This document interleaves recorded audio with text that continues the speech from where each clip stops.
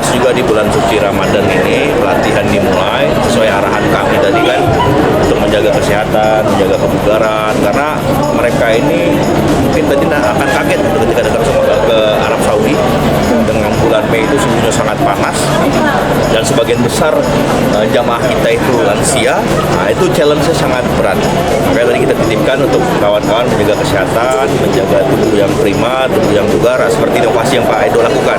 Rasa Subuga, ya kan, sehat jiwa raga, sehat bugar jiwa raga. Dilatih adalah bagaimana cara, baik itu public speaking-nya, baik cara menyatati pasien, melayani lansia, dan lain-lain. Pelatihan kesehatan TKHK ini adalah kerjasama antara TKO MPLKes dengan Bapelkes Cikarang. Kemudian hadir juga tadi dari Pusat Kesehatan Haji, Kementerian Kesehatan, dalam melihat, menyaksikan langsung pelatihan-pelatihan yang 51 orang langsung menginap di TKO MPLKes Sumbar. Ini diharapkan nantinya mereka betul-betul bisa menjadi orang yang bisa menjadi tenaga kesehatan yang bisa mengendalikan ataupun menjaga kesehatan jemaah-jemaah yang ada di tanah air.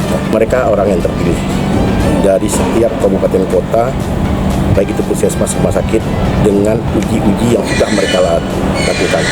Tes dilakukan ini betul-betul sangat ketat oleh Pusat Kesehatan Haji, oleh Puskes Haji. Jadi betul-betul orang yang terselektif, orang yang terpilih dalam pelaksanaan tenaga kesehatan kali ini. 2 minggu yang lalu mereka sudah melakukan tes kebugaran, screening yang dilakukan oleh TKO MPLKes Sumbar, bagaimana memastikan kondisi kebugaran mereka itu betul-betul bugar, sehat dalam usia muda untuk mendampingi jemaah haji.